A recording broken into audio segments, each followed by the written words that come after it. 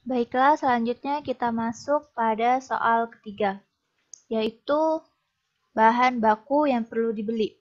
Nah, bahan baku yang perlu dibeli ini kita ambil dari data yang ada pada anggaran produksi, yang udah kita cari pada soal nomor 2, yang ini.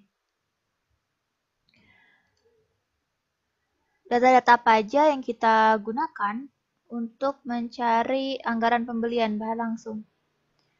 Data-data yang kita perlukan yang pertama, produksi yang diperlukan kita dapat dari anggaran produksi pada soal nomor 2. Yang kedua, bahan baku yang diperlukan. Kita ambil dari soal, ada persediaan awal bahan baku PON, kemudian biaya bahan mentah. Ini kita ambil dari soal, ada pada poin D.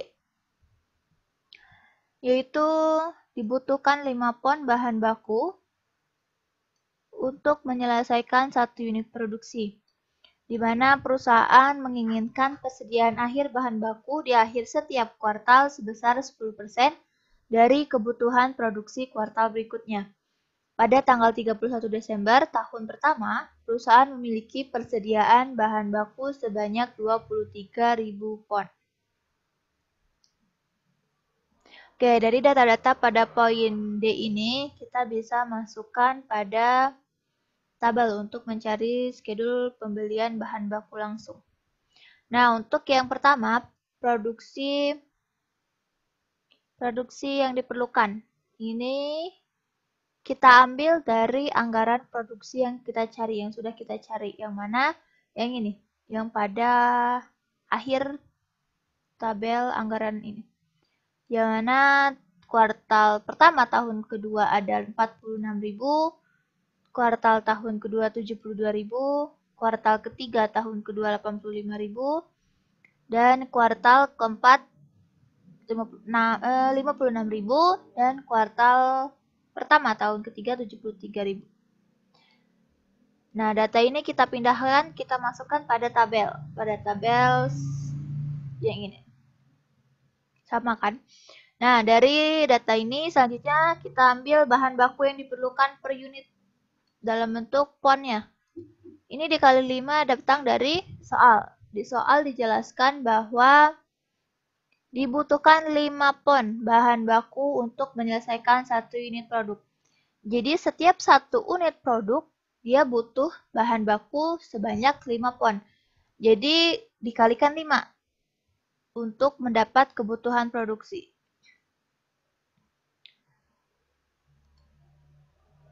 Oke, jadi untuk yang 230 ini datang dari mana? Dari 46.000 kita kali 5 pon. Karena tadi 5 pon 1 unit ini diperlukan 5 pon bahan baku. Yang 360.000 juga sama, 72.000 dikalikan dengan 5. 425.000. Jadi ketika sudah dikalikan semuanya, baru didapat hasil untuk kebutuhan produksinya. Yang ini. Di mana kuartal pertama tahun kedua, untuk yang tahun kedua kuartal pertamanya kebutuhan produksinya 230.000. Untuk kuartal keduanya 360.000. Kuartal ketiga 425.000 dan kuartal keempatnya 280.000. Nah, untuk total tahun kebutuhan produksi untuk tahun kedua itu ada 1.295.000. Ini bisa didapat dari penjumlahan yang sebelumnya. Dan untuk kuartal ketiga tahun pertama, untuk kuartal pertama tahun ketiga, maaf kebalik, itu hasilnya 365.000. Sudah didapat untuk kebutuhan produksinya. Nah, langkah selanjutnya yaitu menambahkan persediaan awal bahan baku. Kita lihat pada soal, diketahuinya ini. Perusahaan menginginkan persediaan akhir bahan baku di akhir setiap kuartal sebesar 10% dari kebutuhan produksi kuartal berikutnya. Jadi 10% dari kebutuhan produksi kuartal berikutnya. Kita coba lihat di soalnya. Ini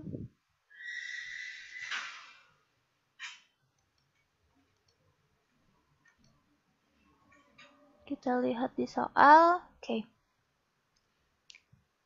Nah,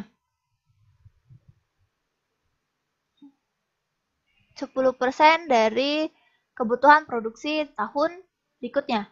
Nah, 36.000 ini kita dapat dari mana? Kita dapat dari 10% dari 360.000 ini. Jadi, kebutuhan produksi pada kuartal kedua, kita kali 10%.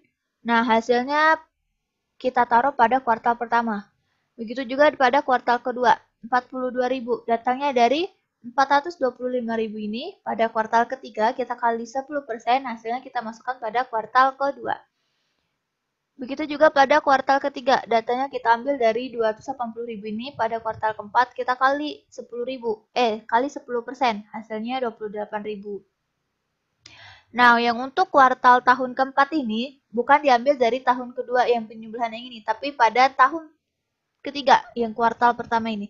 Jadi, 36.000 yang ini kita kalikan 10%. Nah, hasilnya kita taruh di kuartal keempat pada tahun kedua. Nah, yang untuk tahun kedua ini, penjumlahan tahun kedua yang ini, kita pindahkan saja yang hasil kuartal tahun keempat kita pindahkan. Jadi sama-sama 36.000.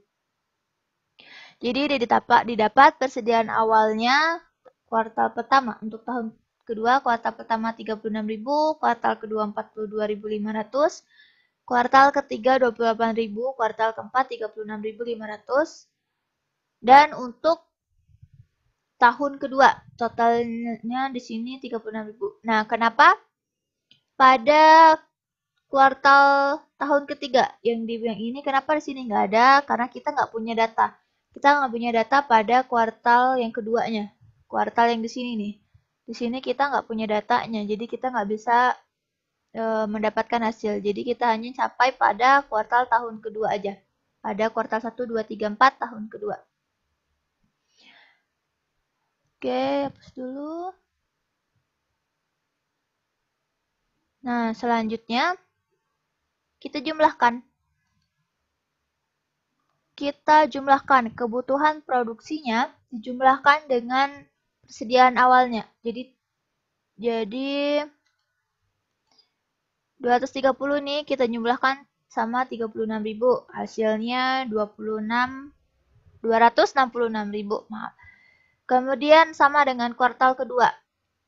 360.000 ditambah 42.500, hasilnya 402.500. Kuartal ketiga hasilnya total kebutuhannya 453.000. Kuartal keempat 316.500. Nah, yang untuk tahun kedua juga sama, dari 1.295.000 dikurang dengan 366.500, hasilnya dijumlahkan. Hasilnya 1.331.500. Sudah didapat total kebutuhannya, langkah selanjutnya yaitu dikurangi persediaan awal bahan baku. Persediaan awal bahan baku. Nah, untuk yang persediaan awal bahan baku ini, kita ambil dari soal diketahui 10%-nya kita ambil dari tahun sebelumnya. Jadi untuk ngisi yang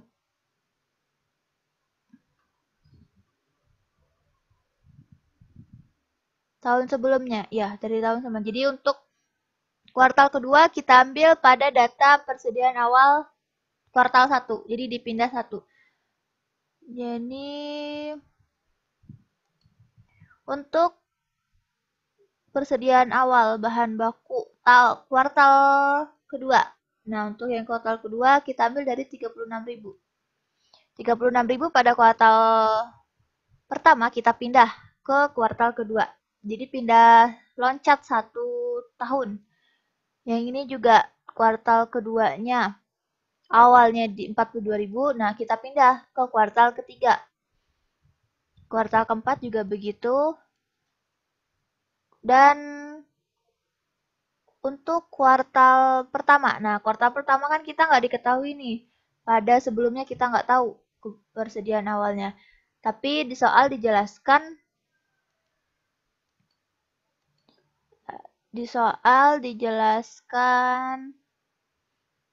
ini. Pada tanggal 31 Desember tahun pertama memiliki persediaan bahan baku sebanyak 23.000. Nah, berarti untuk tahun pertama, untuk tahun kedua, kuartal pertama berarti persediaan akhirnya ada 23.000. Jadi langsung dipindah.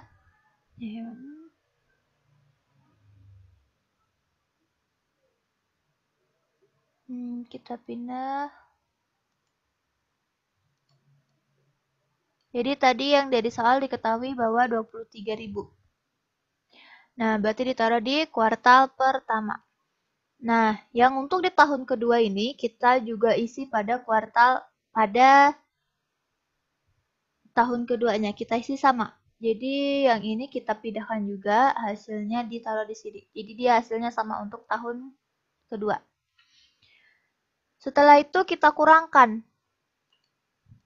Kita kurangkan dari total kebutuhan tadi, kita kurangkan dengan persediaan awal bahan baku dalam pon yang udah kita cari tadi. Nah, bisa didapat 266.000, kita kurangkan 23.000, hasilnya 243.000.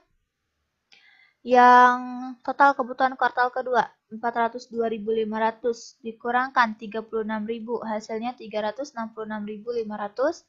Untuk kuartal ketiga 400, hasilnya bahan baku yang akan dibeli 410.500, kuartal keempat 288.500. Nah, bisa dijumlahkan hasilnya 1.308.500.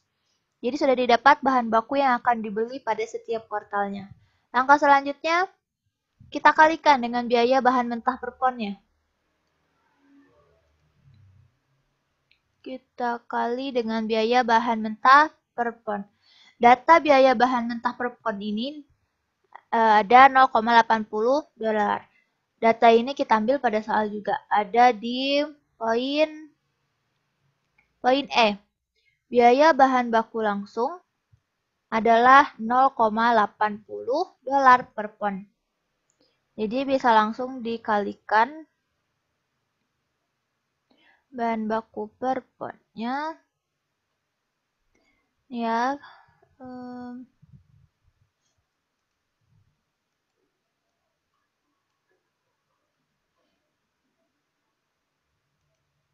bahan baku mentah, biaya bahan baku mentah per ponnya 0,80. 0,8. Itu sama ya untuk semua kuartal. Jadi tinggal kita kalikan. 243 dikali 0,8 dapatnya 194.400. Yang 366.500 kita kalikan 0,8. Hasilnya 293.200. Yang ini juga sama. Dikalikan hasilnya 328.400. Untuk kuartal keempat 230.800. Untuk total tahun keduanya yaitu 1.046.800. Ya, pause dulu. Nah, untuk schedule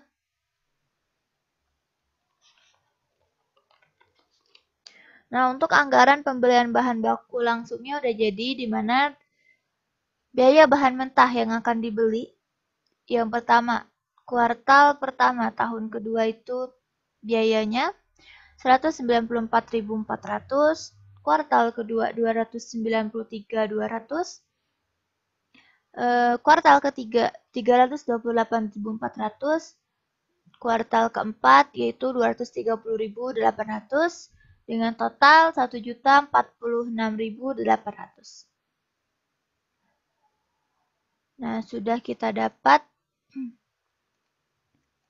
anggaran pembelian bahan baku langsung. Selanjutnya yang diminta yaitu schedule perkiraan pengeluaran kas untuk pembelian bahan baku langsung. Jadi kita membuat schedule perkiraan pengeluaran kas, yaitu data hampir sama dengan cara mencari di soal nomor 1 yang bagian penerimaan kas. Hampir sama caranya, cuma bedanya yang kita pakai saldo awal di sini dalam bentuk utang usaha. Kalau dalam schedule perkiraan penerimaan kas bentuknya piutang usaha. Kalau pengeluaran kas bentuknya utang usaha. Selanjutnya data yang diperlukan yaitu pembelian kuartal pertama, pembelian kuartal kedua, pembelian kuartal ketiga, dan keempat. Baru nanti didapat pengeluaran kas.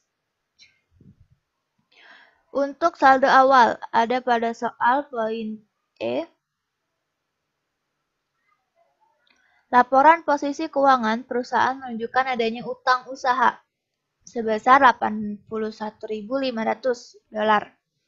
Nah, data ini kita masukkan ke tabel. Nah, ditaruh pada kuartal pertama. Di tahun kedua juga ditaruh 81.500 utangnya. Nah, untuk pembelian kuartal pertama bagaimana? Untuk pembelian kuartal pertama, kita lihat syarat dari soal. Yang mana? Yang ini. Pembelian bahan baku dibayar dengan pola. Polanya yaitu 60% dibayar pada kuartal terjadinya, sedangkan sisanya 40%-nya ini tinggal pada kuartal berikutnya. Jadi pembeliannya dilakukan pada kuartal berikutnya. 60% pada kuartal terjadinya, 40% pada kuartal berikutnya. Nah, langsung masuk ke jawabannya. Oke, di sini. Nah, untuk pembelian kuartal pertama, 60% pada kuartal terjadi, 40% pada kuartal berikutnya ya. Nah, untuk ini kita ambil data yang pada biaya mentah, biaya bahan mentah yang akan dibeli yang ada pada anggaran pembelian bahan baku. Jadi setiap data ini saling berkaitan. Untuk yang di anggaran pembelian bahan mentah di paling akhir di biaya bahan mentah yang akan dibeli ini data ini yang kita akan pakai untuk membuat schedule perkiraan pengeluaran kas. Di mana untuk kuartal pertama kan biaya bahan mentahnya 194.400. 94.400. Ini kita kalikan dengan syarat yang ada tadi. Di mana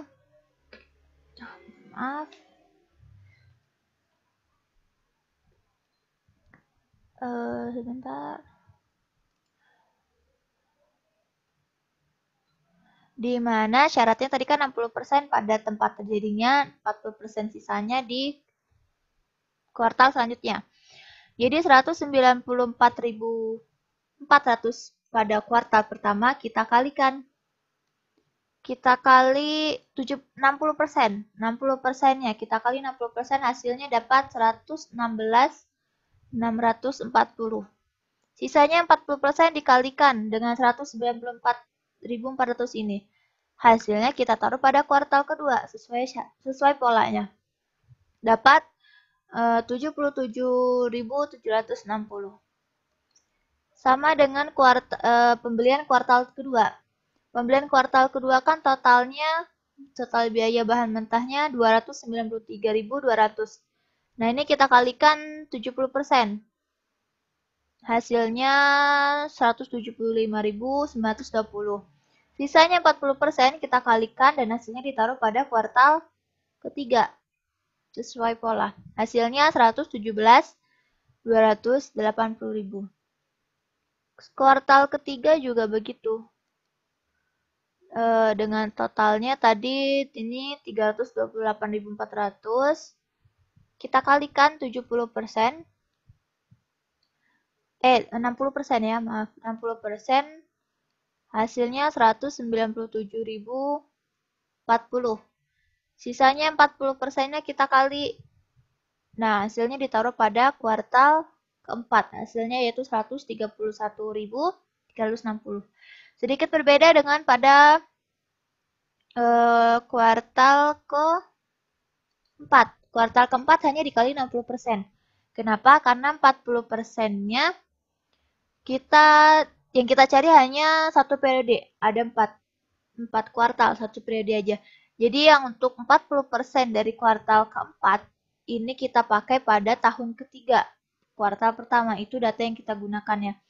Nah, untuk yang periode sekarang kita pakai 4 kuartal saja, jadi dikalikan hanya 60% aja. Jadi total biaya mentah pada kuartal keempat kan 230.800. Nah, dari ini kita kalikan 60%, didapat hasilnya 138.480. Nah, dari dapat data-data atau hasil-hasil dari setiap pembelian pada kuartal pertama, kedua, ketiga, maupun keempat. Nah, langkah selanjutnya kita jumlahkan. Dihapus dulu.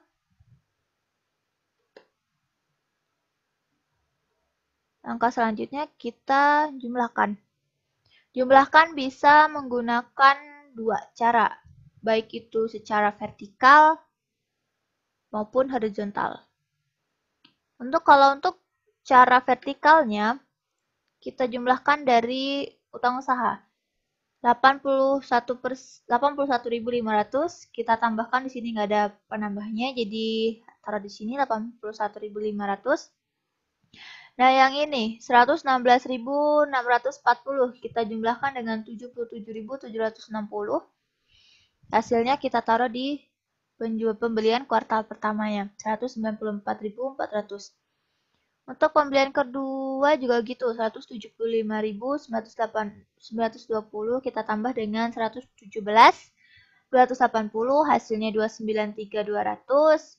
Yang kuartal ketiga 197.40 ditambah 131.360, hasilnya 328.400. Yang untuk kuartal keempat karena cuma satu datanya 138.480, kita pindahkan saja. Nah, setelah itu kita jumlahkan. Kita jumlahkan 81.500 ditambah 194.400 ditambah 293.200 ditambah lagi 328.400 ditambah lagi 138.480. Nah, didapat hasil akhirnya yaitu 1.035.980. Itu untuk cara vertikal. Nah, untuk cara horizontalnya hampir sama.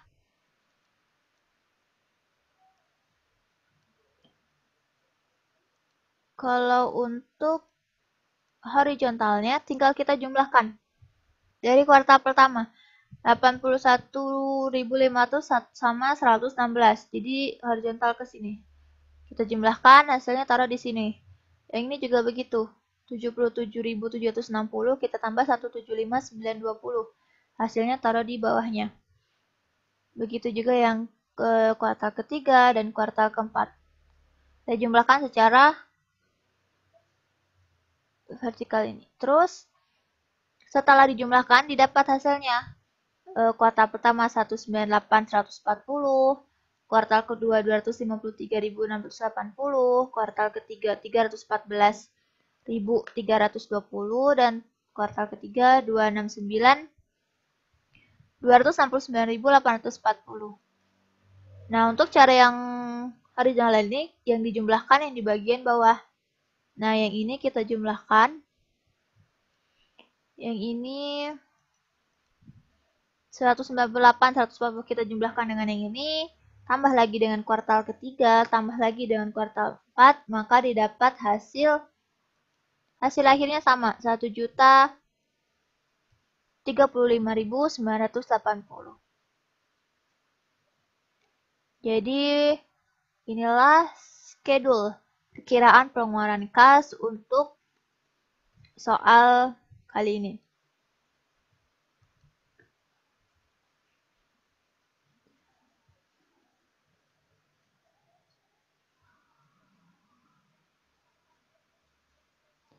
Nah, untuk pertanyaan di soal ini ada 3 ya, udah terjawab semua. Tentang anggaran penjualan, tentang schedule perkiraan penerimaan kas, terus ada juga anggaran penjualan per unit, anggaran produksi ya maaf, anggaran produksinya, terus anggaran pembelian bahan bakunya, dan yang terakhir schedule perkiraan pengeluaran kasnya. Sudah didapat semua hasilnya. Mungkin hanya itu penjelasan dari saya. Apabila ada salah kata dan salah pengertian, saya mohon maaf. Saya akhiri. Wassalamualaikum warahmatullahi wabarakatuh.